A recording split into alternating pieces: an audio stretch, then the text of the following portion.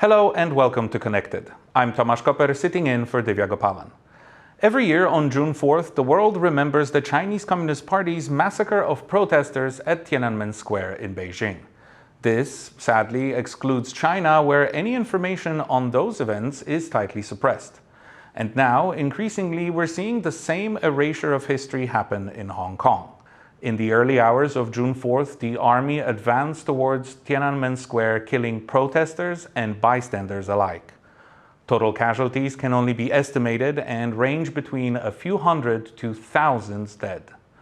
The events were followed by arrests and persecutions, and the effects of Tiananmen massacre can be seen in China and beyond to this day. To help us understand this tremendous aftermath, we welcome to the show Kacey Wong, a political artist, activist, and educator from Hong Kong. Welcome.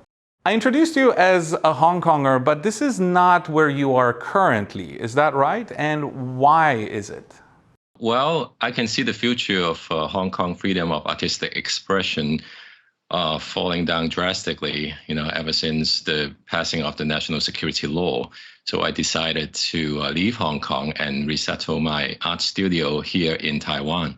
So I left and arrived in Taiwan back in 2021, July. But you are still taking a risk talking to us about what happened in China in 1989, June 4th, because of the national security law, which aims to work even outside of Hong Kong. Yes. So why is it important for you to talk about this despite the risk? I think it's the 1989 Tiananmen massacre events is very, very important for Asia now to the rest of the world. I think it is a wake-up call of the true nature of CCP. And me as a Hong Konger growing up in Hong Kong and went through the whole 1989 event from Hong Kong perspectives, have a very deep rooting that is the yearning for democracy, the yearning for freedom, peaceful means of protest, and that affects not only the people in China, but also the people of Hong Kong, such as the 2014 Umbrella Movement, all the way to the 2019 anti-extradition law movement. And this uprising is continuous globally right now. Well, Hong Kong seems to have a very deep connection to the events of June 4th, 1989. Hong Kong famously commemorated the events of Tiananmen every year for decades. But all that came to an end in 2020 following the introduction of the national security law. So how is Hong Kong remembering June 4th this year? Public libraries in the city have removed books on the Tiananmen Square crackdown. Victoria Park, where the candlelight vigil was traditionally held, has been booked for a shopping event. And the crackdown continues, with 3 Tiananmen vigil activists handed 4-month prison sentences in March. Kacey, is there pushback against these new regulations? Do you expect some people will still show up to Victoria Park and will still want to commemorate the anniversary? Yes. I mean, if you look at what happened last year, there were people, all dressing black and kind of circulated Victoria Park. And of course, some of them got arrested by the police back in Hong Kong. But many of them are using all kind of means, even though they know they are living inside a big prison called Hong Kong now, but they have not given up. And for people like me who already escaped this big prison, I feel like I have the responsibility to speak out for them. Well, but you are here in Taiwan, you are outside of Hong Kong. Are people who are still there and are facing possible consequences, is there something that they can do that will not get them in trouble, but that will still enable them to mark this anniversary, to mark this ceremony? I think only the very brave one will charge into Victoria Park on the night of June 4th this year. And most of the Hong Kong people would carry about their own commemoration, maybe at home, lighting up some candlelight with songs and means that without worrying that being arrested by the Hong Kong police. In the past, June 4th in Hong Kong was of huge media interest, especially the annual candlelight vigil in Victoria Park. While that won't happen this year, the former head of the Hong Kong's Journalist Association told us that there will still be reporters just in case people try to protest. And this is what the media is likely to face. They might check your ID, and or you have to go around different places to arrive the Victoria Park and that kind of thing. So it may be some small obstacles, but I don't think it is a huge matter that we should scared of. I mean, as a reporter, we just went there and covering news. This is our job, and I hope the police or the authority will not mistaken our job as a kind of conspiracy. Kacey, can you tell us how those vigils, how those events look like before they were effectively banned? Well, I have been participating for many years, and I can tell you it's a one big classroom to practice empathy and sympathy. Why am I using these two words, sympathy and empathy? Because when the 1989 events happened, from a Hong Kong perspective, we feel very sad, and we felt like just using AK-47 bullets to shoot down innocent students and crushing their body with tanks. This kind of massacre is just totally challenge the bottom line of your morality, and it's unacceptable from our perspective. So we feel very, very sorry for them. And at that time, we want the country to change and change for the better. And of course, through 33 years, 34 years is a very long time. And the meaning of that changes throughout the years, from this sympathy, empathetic perspective, and then sometimes it's like a show of numbers, like a show of force, and then of course demanding the CCP to apologize, to compensate the people, and then of course it transformed into a power of our own for the Hong Konger, such as our own rally and our own peaceful protest, a massive turnout, let's say for the 2019, 2 million people turnout. For me, the most important thing is that it provide a platform for the individual to come out to express their love and their longing for peace and democracy. And the way to do that is to hold this piece of candle and just look at the light. And then it's wonderful when you see the photographs of a sea of lights, and that represents hopes and peace. And I think that's the power of humanity. So you mentioned empathy and how that was a prevalent feeling on the ground among the people gathered. Are you afraid that with the effective ban on those kind of vigils, something more substantial and significant will be lost in Hong Kong, something that goes beyond just commemorating 1989 or even democracy? Are you afraid that taking away this element will change the minds of young Hong Kongers who will grow up without it? I think definitely. I mean, Hong Kong, what's going on right now is the dystopian novel 1984 plus Fahrenheit 451. You just mentioned about the destruction of books in the public library, as well as rewritten the recent history. And the Chinese Communist Party are doing that in the public education in Hong Kong. So definitely, after maybe a short one generation, then people don't know, and that's what happened in mainland China. So I think it's very, very important for the international community as well as Hong Kong diasporas to preserve this history and to tell this story correctly and tell it properly and continue.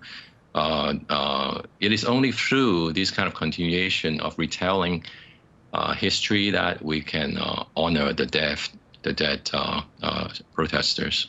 With freedoms of expression disappearing in Hong Kong, political art is finding new homes around the world. One such safe haven is Taipei, where a recreation of the famous Pillar of Shame has been displayed regularly for a number of years. Jasmine Lin explains. Faces twisted and bodies distorted. Taiwan will be displaying the replica sculpture of the Pillar of Shame to commemorate the Tiananmen Square massacre. Crafted by Danish artist Jens Goschet, the statue had been a feature in the University of Hong Kong since 1997. The statue shows piled-up corpses, symbolizing the hundreds, or possibly thousands, killed in Beijing's June 4th crackdown on student protesters in 1989.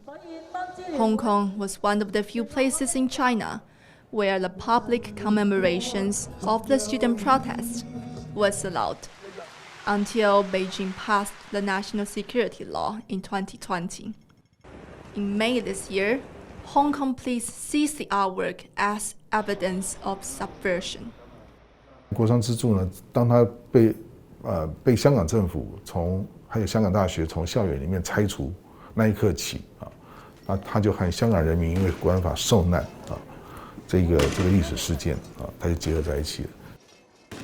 上面这些人脸的这种形象其实我看了就突然觉得他们每个长得都是香港人的样子。Since 1989's military crackdown, China has been trying to erase the incident from history books and people's minds. The organizer of the June 4th vigil in Taiwan believes it is necessary to keep the collective memory alive.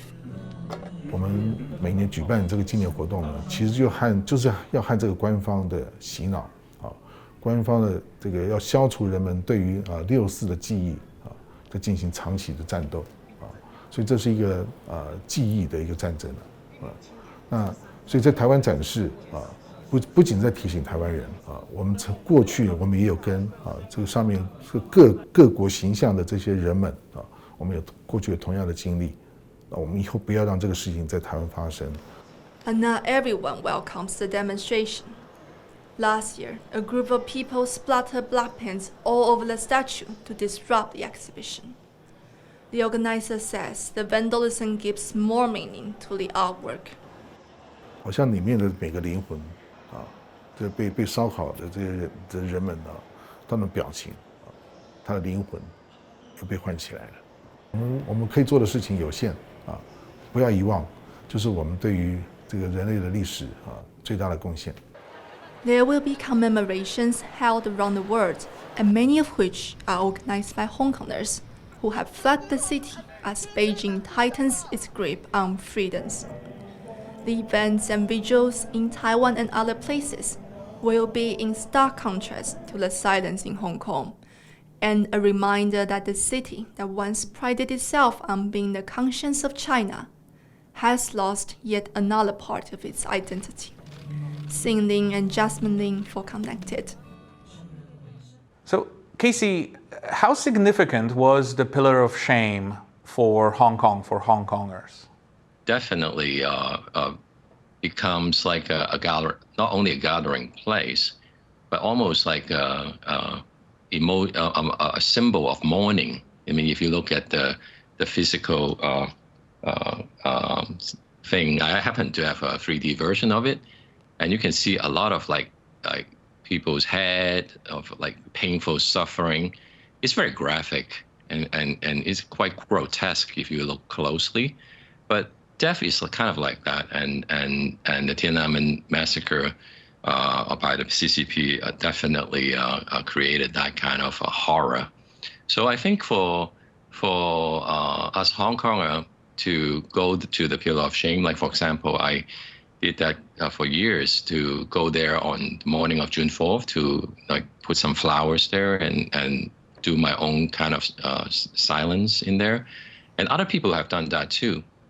So it's like a physical symbol of a particular event. So it's definitely a very important monument, and to I think right now the Hong Kong government is acting childishly. They think by arresting the sculpture and stealing it from the public's eyes can bury history, but actually it's doing the reverse, because then people is asking, where's the pillar of shame, right?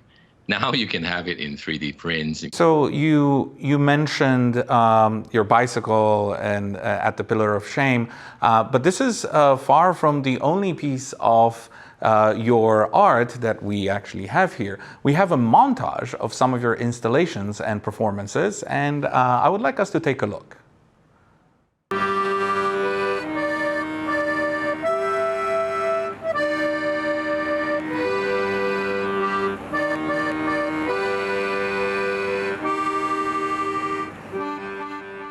So as we're watching this, can you tell us a little bit about what those pieces are and what they symbolize? Yeah, I did like 3 or 4 different types of June 4th related themes of artwork. For example, one of the most, I think, emotional one is called the Feather of the Yellow Bird, where I collected these candlelight stubs that was left over from the candlelight vigil in Victoria Park. And then I melt them again and cast them into the shape of feather to commemorate the Yellow Bird rescue operation back in 1989, where a lot of Hong Kong people helped to rescue those young students. Other works such as the 8 times 9 equals 64 table. Now this is a metal classroom table and chair made by metal with the Chinese word 8964 on it. Usually it's a commentation about education and also the eradication of education. If you ask any Hong Konger the number 89, okay, immediately they will answer not 72, but 64. Because we have continuously commemorated the June 4th massacre continuously for 3 decades. So that's why it's kind of ingrained into our subconscious. So that work actually this year will be exhibited at the Jiu Guangchang, the Freedom Square, in this year's June 4th commemorations. Well, like we've mentioned before, the repercussions of the Tiananmen massacre can be seen even today. Perhaps nowhere as clearly as in the extreme censorship of the media. David Bondursky, the director of the China Media Project, explains how June 4th, 1989 and efforts to block it was a turning point for media in China. Actually, the media story of Tiananmen is one of the big, often I think, not exactly overlooked, but maybe underemphasized stories with the whole crackdown on June 4th, 1989. And just to give a sense, in 1976, at the end of the Cultural Revolution, there were only about 200 newspapers. All of these followed closely Mao Zedong and the party line. There were already, by the end, 1987 or so, 2,500, including probably close to 400 daily newspapers. And one of the most infamous cases, if you know the history well, was April 26th. Li Peng and others decided to put out this hardline editorial in the People's Daily about no compromise, basically. And this really angered a lot of people at the time. It angered students. It even angered reporters at People's Daily. So you imagine the flagship newspaper of the Chinese Communist Party, and they had reporters on the streets with the students marching. And there was, in June that year, there was an internal memo in a journal called China Comment. And the conclusion in this June piece, which followed the crackdown, was that this had guided matters in the direction of chaos. And that language becomes really crucial, because today even, when we talk about the control of the press in China, it happens under this kind of banner of what's called correct guidance of public opinion. So we can then say that the moment of the protests that spring, and the massacre on June 4th was also a moment that dramatically kind of set the foundation for what we see today with press controls. So Kacey, with this extreme censorship that still echoes after 1989 to this day, and increasingly so in Hong Kong, with the press not being able to find enough space for itself, do you think art, through artists like yourself, can take over in telling those important stories? I think art definitely have a very, very important role. I mean, one can see it as a honest record of human emotion about historical political events, such as Liberty Leading the People by Eugene Delacroix. I personally have faith in the arts. I know art will ultimately become victorious in the long run. I mean, just look at visit any museums near you, and you can see those political artwork are still hanging on the wall, but the political regimes nor the people are all vanished long ago. Yeah, I think the secret to courage is persistence. Keep persistence of fighting against this tyranny. I think that's the way we can have our ultimate victory. And art definitely is a powerful weapon, and this is why I think the CCP knows about that too. That's why they're cracking down on comic artists. They're cracking down on sculptures and artists. So whatever they say not to do, just do it 10 times more. That's the way to go. Art is one aspect of shaping opinions and influencing people's minds. Education is another, and there has been a move in Hong Kong towards, well, not only erasing uncomfortable information, like what has happened in Tiananmen Square in 1989, but also introducing more patriotic, so-called patriotic education, very much dictated by Beijing in Hong Kong. Are you not afraid that the younger generation will just not have the knowledge that there is an alternative available besides what is being served to them from Beijing? Well, I think the kind of national brainwashing education can only do so much. I mean, you just look at how many people from mainland China immigrated to the U.S., then you know why, right? Look at the officials, their family members who immigrated out of China but not into China. That already explains a lot. So I think, yes, you can do a certain thing to cover their mouth and cover their ears, but eventually, they find out. They find out through the internet. They find out when they travel abroad. So, I mean, they know, but I think for me, I think the benignity of evil is more evil than this kind of brainwashing education. Yeah, they pretend they don't know. They pretend they're sleeping, and therefore cannot be awakened. So these are the stuff that we have to be careful, and is already affecting the Western spheres. So I think right now what we need to do is to have this massive counterattack culturally, because the CCP's media and their cognitive war can penetrate into our free society in the Western world. But our free media, the pro-democracy news cannot go into their world. So it's lopsided. Well, we're slowly running out of time in today's show, but before we go, let's hear from one of the student demonstrators who was at Tiananmen Square on June 4th, 1989. Zhou Fengsuo is a human rights activist and number 5 on the list of 21 student leaders wanted by the Chinese government after the massacre. Today, he lives in exile but does not lose hope for the future of democracy in China. Take a look. Even though Xi Jinping seems to have tight control of every angle of the society, eventually it will collapse on its own weight. Just look at what he did with the pandemic. it was a disaster. And even now, millions of people died, but there is like no accountability. That's the way Xi Jinping is going.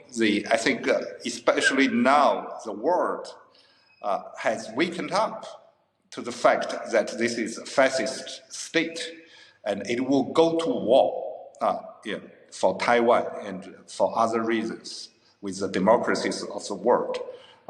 So eventually, I think it will collapse either from internal revolutions or from external conflicts.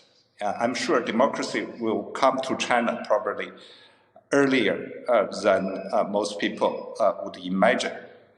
Kacey, thank you very much for your comments and your insights. Unfortunately, that's all the time we have for this episode of Connected. We hope this discussion will help keep the spotlight on those fighting for freedoms both in the past and in the present. Thank you again to Kacey Wong, a Hong Kong educator, artist, and activist, for your insights and your comments. And thank you to our viewers at home for your company. Goodbye and stay connected.